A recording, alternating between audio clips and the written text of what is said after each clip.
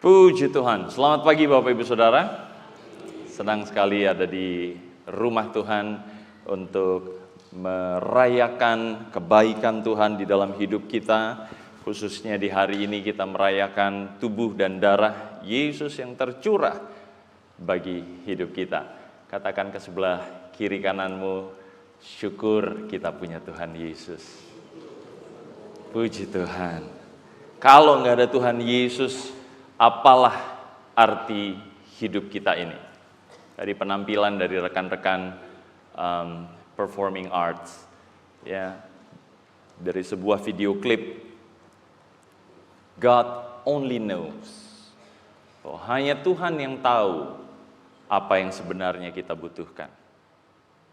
Hari ini, Bapak Ibu Saudara, kita kadang-kadang diatur oleh media, kita diatur oleh orang-orang yang ada di sekeliling kita mengenai apa yang sebenarnya kita butuhkan. Ketika orang-orang di sekitar kita menginginkan sesuatu, kemudian sepertinya kita ingin itu. Sepertinya saya butuh itu. Bahkan sesuatu yang belum pernah kita pikirkan.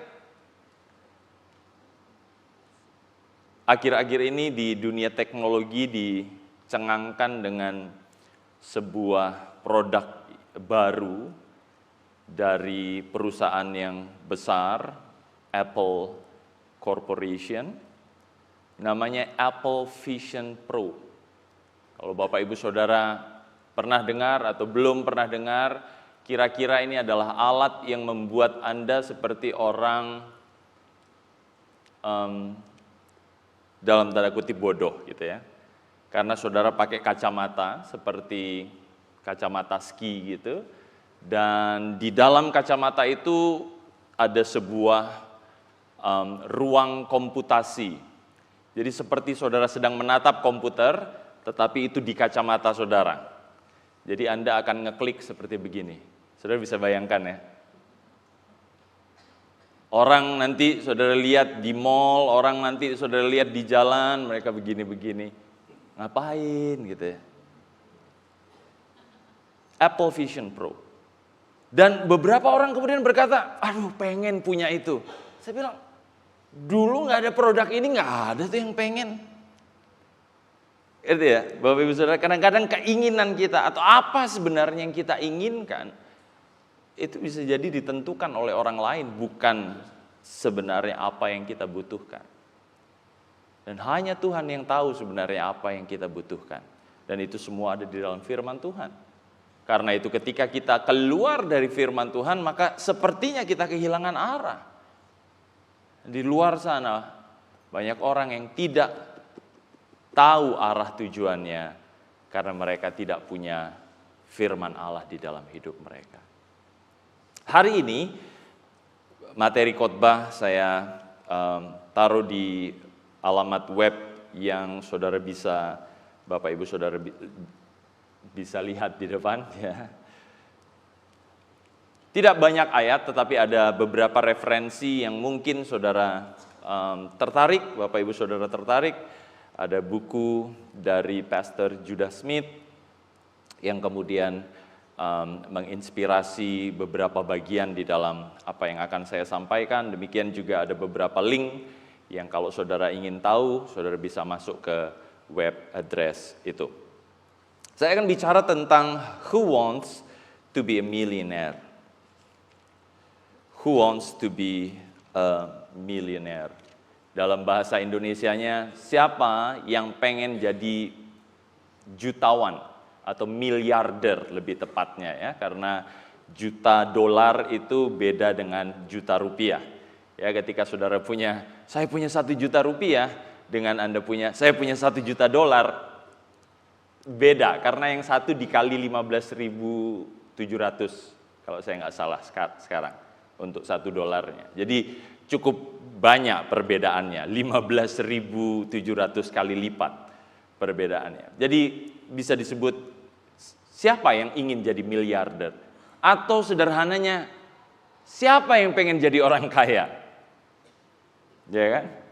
Ini sebenarnya adalah nama program kuis Tetapi mari kita buka dulu Alkitab kita di dalam Lukas pasal 19. Lukas pasal yang ke-19 ayat 1 dan 2. Ini kisah yang sangat terkenal, Bapak Ibu Saudara pasti pernah mendengarnya. Kalau Anda di sekolah minggu juga, ini adalah salah satu kisah yang favorit diceritakan oleh guru-guru sekolah minggu. Tidak lain dan tidak bukan tentang Zakheus. Sudah sangat familiar tentunya. Tapi kita baca Lukas 19 ayat 1 dan 2. Tentang Zakheus. Yesus masuk dan melintasi kota Yeriko. Ayat 2, di situ ada seseorang bernama Zakheus, kepala pemungut cukai, dan ia orang yang kaya. Ia orang yang kaya. Dia orang yang berduit. Ada yang bilang beruang. Tapi kalau beruang kan mikirnya kayak beda gitu ya. Siapa yang nggak mau kaya? Bahkan ya, untuk Anda yang merayakan di bulan ini kan ada 3 perayaan berturut-turut ya. Kita merayakan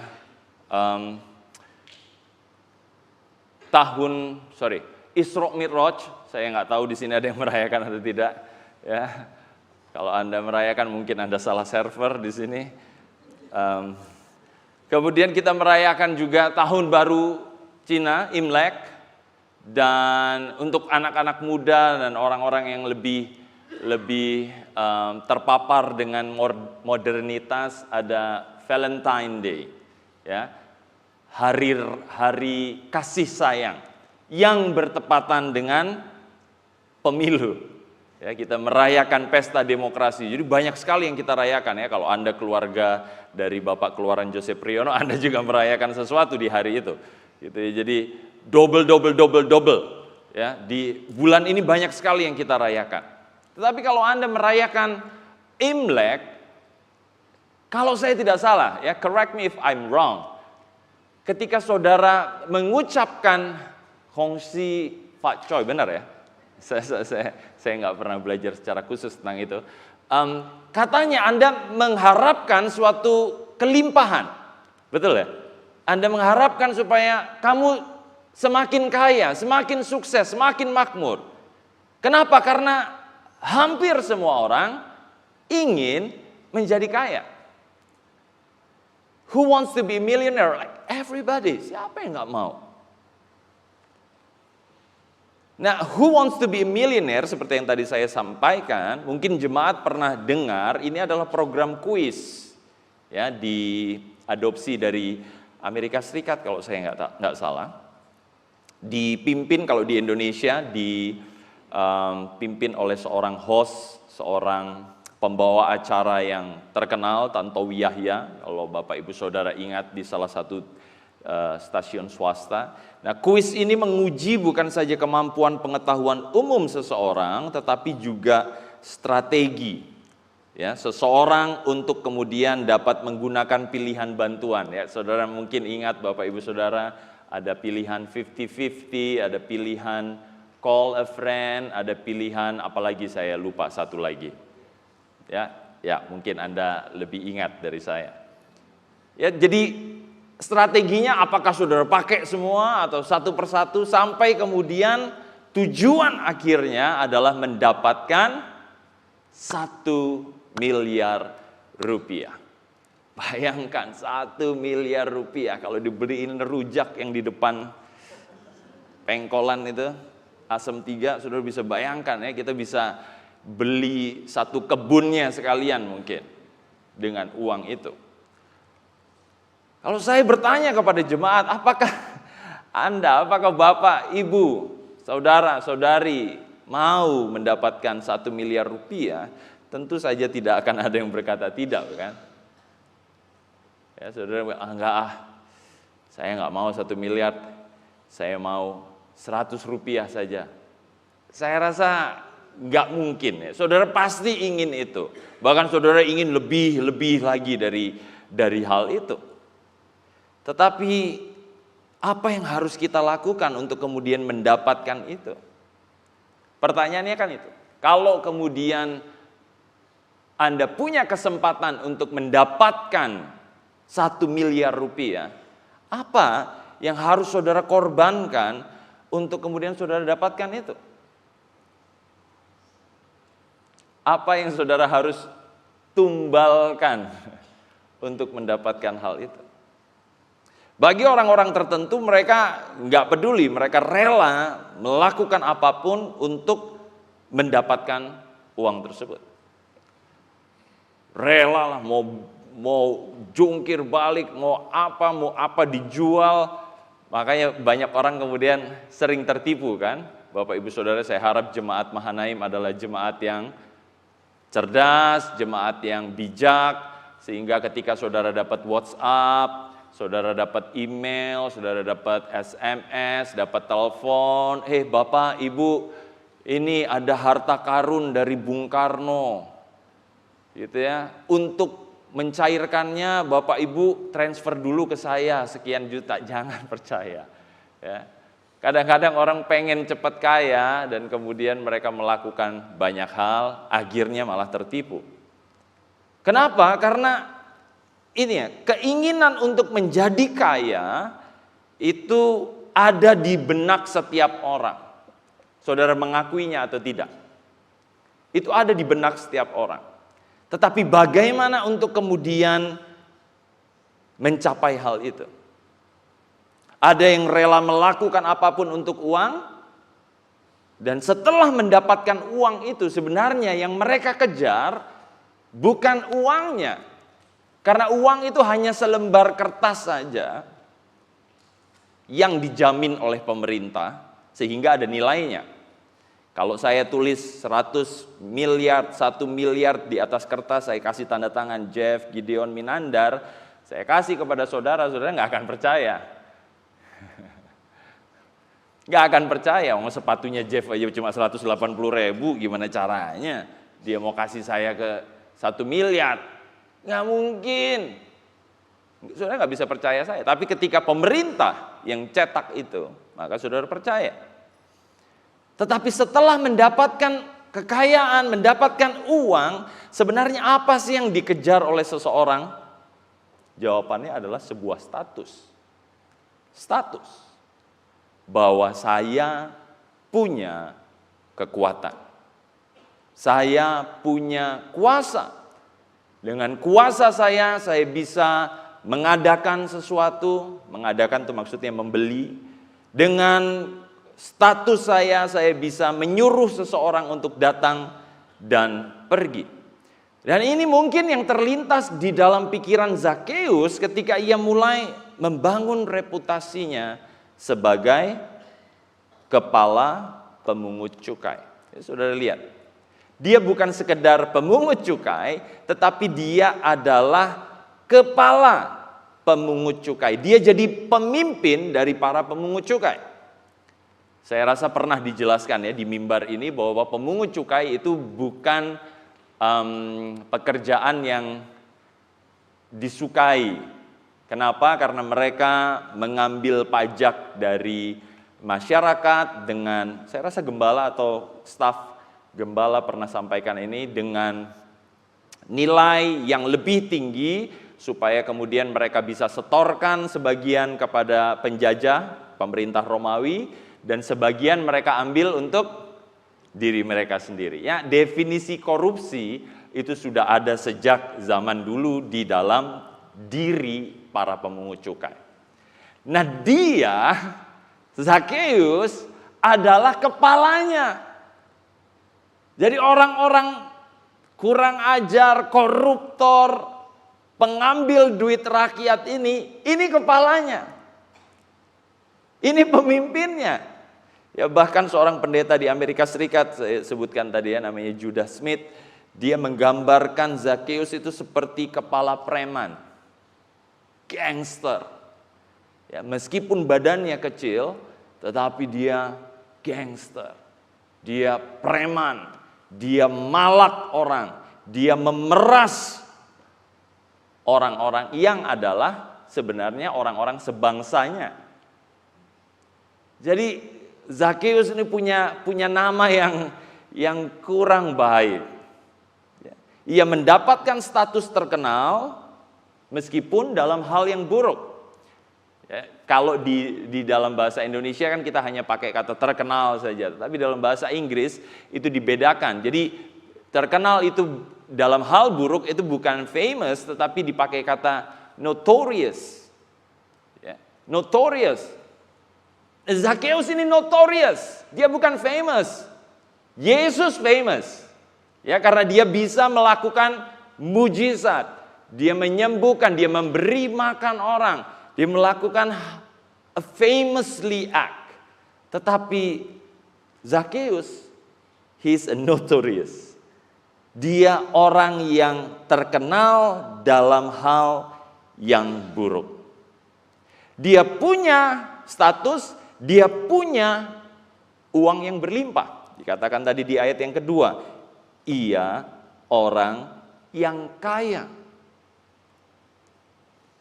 Lalu apa yang kurang? Kalau Anda sudah punya status di hadapan masyarakat, Anda punya uang, apa yang kurang? Kelihatannya nggak ada yang kurang ya. Saudara udah tinggal ongkang-ongkang saja, mungkin dia karena dia kepala pemungut cukai, dia bisa suruh, kamu tagih di distrik ini, distrik Bethlehem, distrik apalagi Nazaret. Saya kurang tahu distrik-distrik di Israel di zaman itu. Kamu pergi sana, kamu pergi situ. Dia tidak tinggal terima aja, mana bagian saya. Sehingga dia orang yang kaya, ia punya status, dia punya kedudukan. Tetapi kita bisa lihat Bapak Ibu Saudara, dalam kelimpahan Zakheus, tetap ada yang kosong di dalam hatinya. Ada yang kosong di dalam hatinya.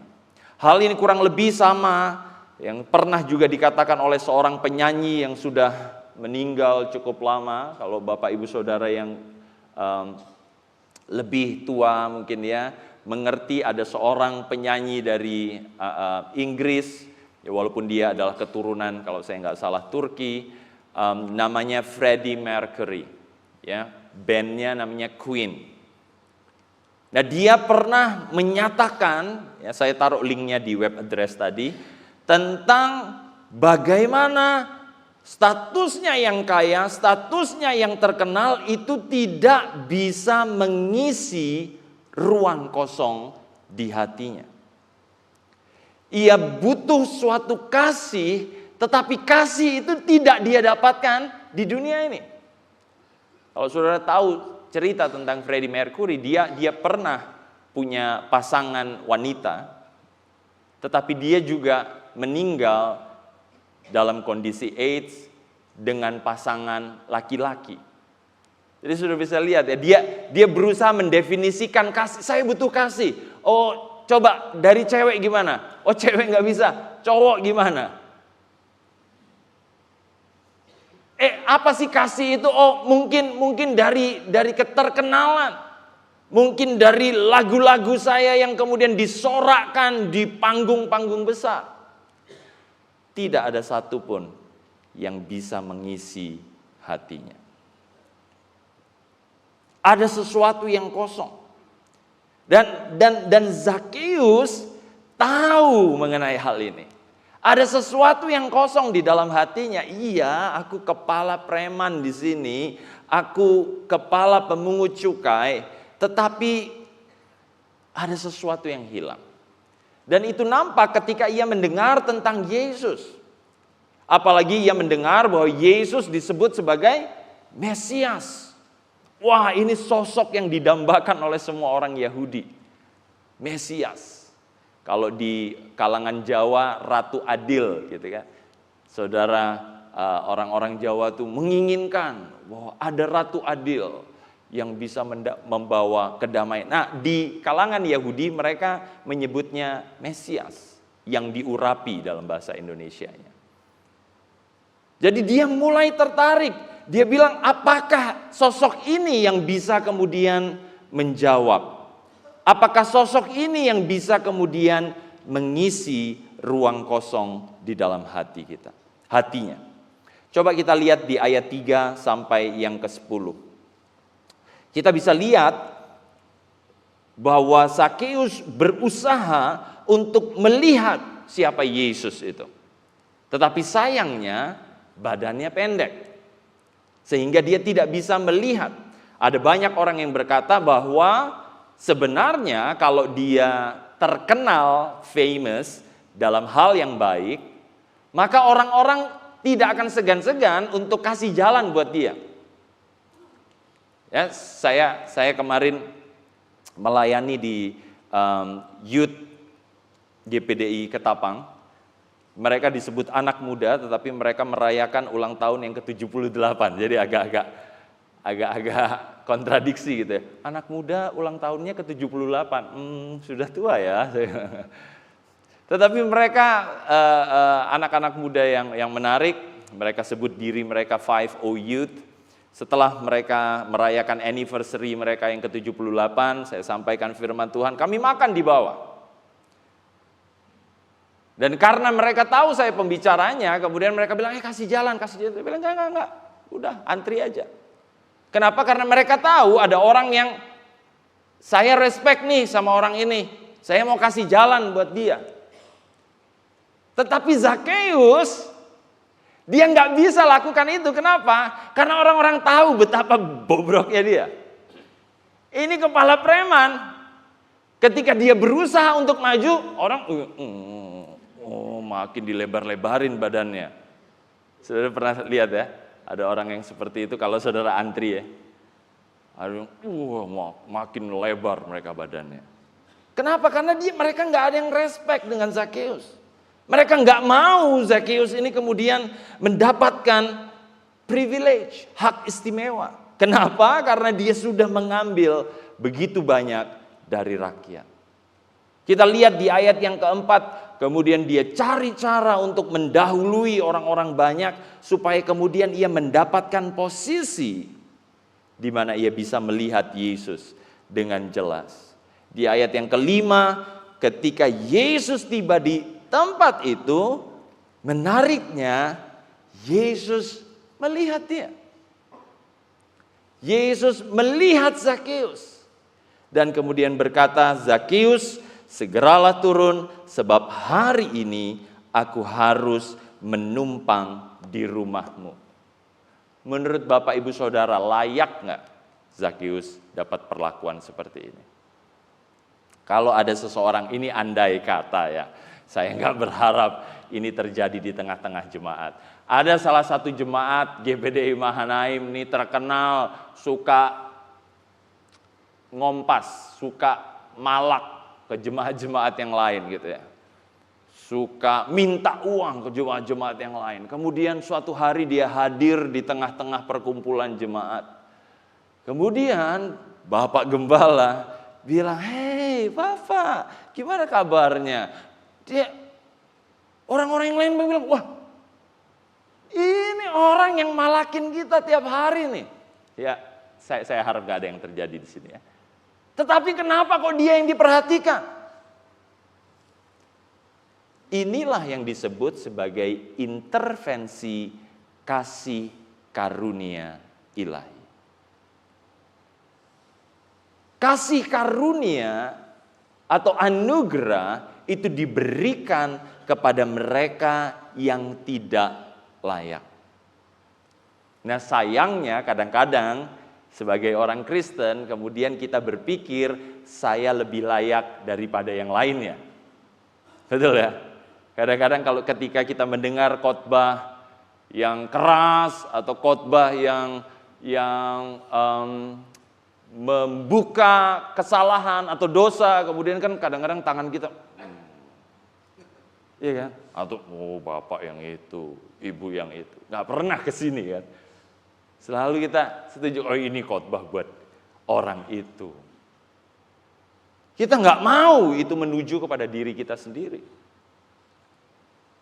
Kita selalu berpikir, setidaknya aku baik lah. Tetapi orang itu nggak layak. Tapi aku masih lumayan lah. Kita kemudian mencoba membuat sebuah peringkat gitu ya. Apakah karena persembahan kita, apakah karena kita membaca firman Tuhan, apakah kita karena punya talenta, pelayanan dan lain sebagainya, kemudian kita menempatkan diri sedikit lebih tinggi dari orang yang lain. Kenyataannya Bapak Ibu Saudara, kita semua sama di hadapan Tuhan. Kita butuh kasih karunia. Semoga orang yang Anda sapa tadi di sebelah kiri, kanan, depan, belakangmu adalah orang yang tidak Bapak Ibu Saudara pandang rendah. Anda melihat bahwa aku pun sama seperti mereka, butuh kasih karunia Tuhan. Zakheus mendapatkan kasih karunia ilahi. Nah, perubahan yang terjadi kalau Bapak Ibu Saudara lihat di ayat yang ke-8 itu begitu dramatis. Ia langsung menyatakan, saya tinggalkan cara hidup saya yang lama. Saya tinggalkan cara hidup yang lama. Dan saya kemudian berubah. Hanya karena Yesus masuk di dalam kehidupannya. Nah, pertanyaannya, apa yang berubah setelah Yesus masuk di dalam hidup kita? Apakah hidup kita sama atau berbeda setelah Yesus ada di dalam diri kita?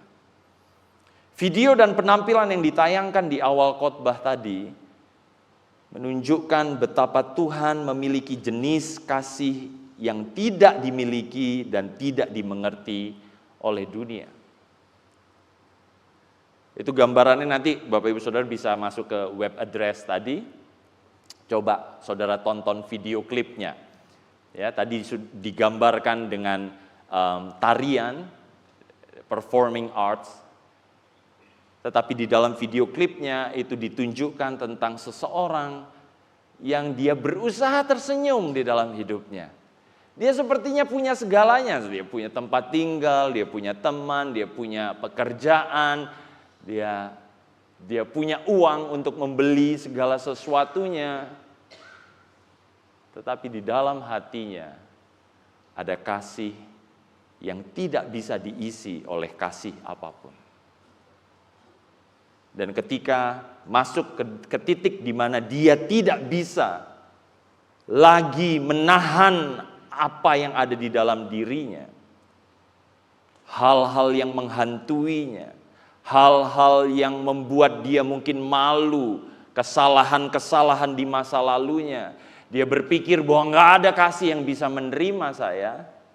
Dia memutuskan untuk kemudian mengambil hidupnya sendiri. Dia bunuh diri. Di dalam video klip itu, tokohnya, wanita tadi itu, dia berusaha lompat dari jembatan. Tetapi kemudian ada intervensi kasih karunia Allah. Ada seseorang yang memegang dia dan mengasihi dia.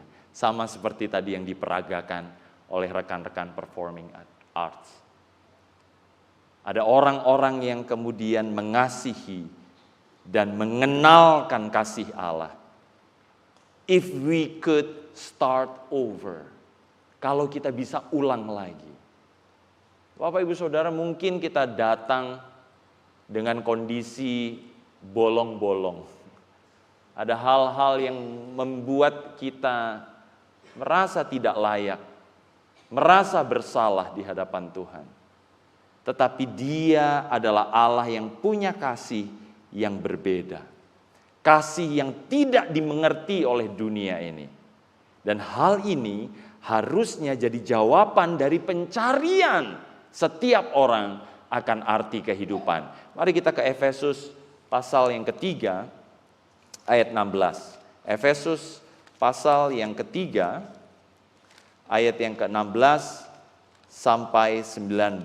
Rasul Paulus menggambarkan mengenai kasih Allah ini seperti demikian. Aku berdoa supaya Ia menurut kekayaan kemuliaannya menguatkan kamu dengan kuasa melalui Roh-Nya di dalam batinmu.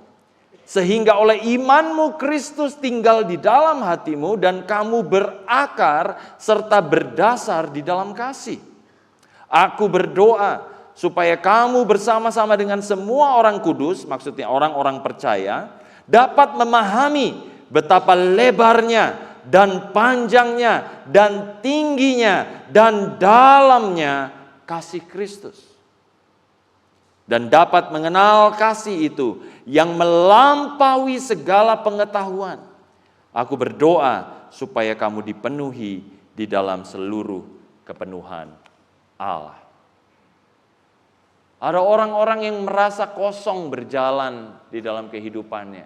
Apakah ini hidup itu? Apakah sekedar ini kehidupan? Beberapa orang seperti yang saya sampaikan di depan, mereka merasa membutuhkan sesuatu, tetapi bukan itu yang mereka butuhkan. Mereka merasa membutuhkan hubungan yang lebih dari satu. Poliamor katanya sekarang sedang terkenal. Poligami, poliandri. Ya, memiliki pasangan lebih dari satu. Pria idaman lain, wanita idaman lain, dan mereka berpikir mungkin ini yang bisa mengisi kekosongan hidupku. Dan pada akhirnya itu tidak bisa mengisi apapun. Atau orang berpikir, oh dengan bekerja mungkin aku bisa mengisi kekosongan itu. Mungkin dengan menjadi kaya, dengan menjadi miliarder, dengan memiliki bermiliar-miliar, maka kemudian aku akan lebih puas dalam hidupku. Tetapi kasih yang dari Allah itu tidak bisa digantikan oleh yang lainnya. Bagi seorang percaya ketika ia menemukan kasih yang seperti ini, itu akan membuatnya tidak malu-malu menyatakan diri, sama seperti Zakheus. Dia tidak malu-malu berdiri di depan orang banyak dan berkata, Tuhan, hari ini aku berubah. Dan kalau kasih itu betul ada di dalam hati Bapak, Ibu, Saudara-saudari, seharusnya kasih itu pun membuat kita tidak malu untuk menyatakan diri. Sebagai orang Kristen, kita perlu masuk, ada yang namanya pengalaman baptisan air. Di bulan ini kita membahas mengenai pelajaran dasar kekristenan yang satu ini, mengenai baptisan air. Karena baptisan air adalah suatu tindakan menyatakan diri kepada dunia tentang perubahan hidup, di mana seseorang meninggalkan hidup yang lama dan berjalan dalam hidup yang baru demi nama Yesus. Bukan karena status, bukan karena hal-hal yang dunia kemudian berikan tekanan kepada kita. Zakheus tidak ditekan oleh siapapun, dia kepala preman. Siapa yang mau tekan dia? Tetapi ketika ia bertemu dengan kasih Yesus, dia berkata, aku berubah. Aku akan kembalikan, nanti Bapak Ibu Saudara baca lagi ya, Lukas 19 ayat yang ke-8. Aku akan kembalikan 4 kali lipat. Lebih dari apa yang dia pernah rampas atau peras dari orang lain. Nah, hal di dalam diri Zakheus inilah yang harusnya juga kita sebagai orang-orang Kristen bisa nyatakan ke hadapan dunia. Melalui apa yang kita lakukan dengan kita beribadah, melalui perkataan kita, melalui tindakan kita, melalui dengan pernyataan kita kepada dunia bahwa aku pengikut Yesus. Dan salah satunya juga dengan kemudian baptisan air. Ini nampak nyata di dalam kehidupan jemaat mula-mula di dalam Kisah Para Rasul 2 ayat 37 sampai 38. Kalau Bapak Ibu Saudara ingat, nanti ya bulan depan kita akan masuk ke perayaan Paskah, kemudian 40 hari kemudian kita merayakan kebangkitan Yesus, 10 hari kemudian kita merayakan hari Pantekosta. Nah, di dalam Kisah Rasul 2 ayat 37 sampai 38, jemaat mula-mula di hari Pentakosta, mereka kemudian mendengar firman Tuhan, merasakan kasih Allah, dan kemudian mereka bertanya, apa yang harus kami perbuat? Jawabannya kepada mereka apa? Bertobatlah dan hendaklah kamu masing-masing dibaptis dalam nama Yesus Kristus untuk pengampunan dosamu. Maka kamu akan menerima karunia, yaitu Roh Kudus. Anda yang belum dibaptis, ini kesempatan Anda untuk menyatakan diri. Untuk apa kita menjadi kaya kalau kemudian kita kehilangan kasih yang dari Yesus ini? Harusnya kita nyatakan itu di depan umum. Kemudian ada yang bertanya, lu Jeff, tapi saya udah dibaptis. Bagaimana saya menyatakan diri? Pagi hari ini, ketika Anda menerima tubuh dan darah Yesus, Anda menyatakan bahwa Yesus mati, bangkit bagiku. Dia adalah Allah yang mengasihiku melebihi dari kasih manapun yang ada di dunia ini. Bapak, Ibu, Saudara, semoga Anda merasakan kasih itu nyata di dalam kehidupanmu. Nyata di dalam setiap langkah kehidupan kita.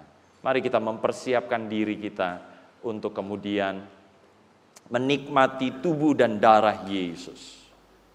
Karena inilah pernyataan